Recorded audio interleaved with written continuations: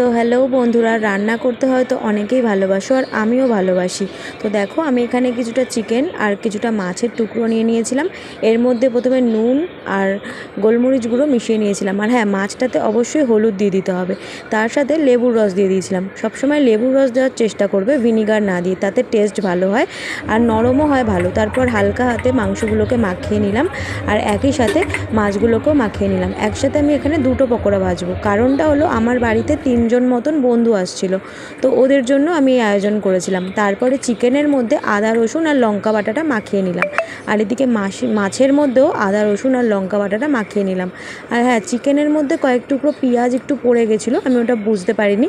তো যাই হোক, তারপর আমি মশলাগুলো দেবো একে একে। হলুদ গুঁড়ো, লঙ্কার গুঁড়ো, কাশ্মীরি লঙ্কা গুঁড়ো, জিরে গুঁড়ো, ধনে গুঁড়ো আর গরম মশলা গুঁড়ো, এগুলো আমি মাছের উপরে ভালো করে মাখিয়ে নিলাম। এই একই মশলা আমি চিকেনের মধ্যেও দেবো।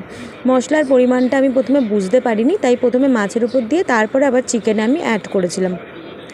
তো যাই হোক, এক একজন এক এক রকমভাবে করে, আমি এইভাবেই করেছি, কিন্তু তাতে ভালোই কিন্তু টেস্ট হয়েছিল। আর হ্যাঁ, চিকেনে আমি অবশ্যই সয়া সস অ্যাড করব একটুখানি। একটা ডিম ফেটিয়ে নিয়েছিলাম, অর্ধেকটা চিকেনে আর অর্ধেকটা মাছের পকোড়াতে দিয়েছিলাম। তাছাড়াও আমি চিকেন কষা করব, তাই জন্য সাইডে পেঁয়াজ আদা রসুন বেটে নিয়েছিলাম। তার মধ্যে দেখো একটু দই অ্যাড করলাম, দই দিলে কিন্তু চিকেন ভালো হয়। আর হ্যাঁ, চিকেন আমি এক এক সময় এক এক প্রসেসে করি। এখানে ফার্স্টে পেঁয়াজটাকে ভেজে নিয়ে তার মধ্যে চিকেনটা একটু ভেজে নিয়েছিলাম, এতে টেস্ট ভালো আসে। তারপর মশলাগুলো দিয়ে দিয়েছিলাম আর সাথে দই। তারপরে ঢাকা দিয়ে দিয়েছিলাম। ঢাকা দিয়ে রান্না করতে আমি আগাগোড়াই পছন্দ করি, এতে সেদ্ধও হয় তাড়াতাড়ি আর টেস্টও আসে ভালো।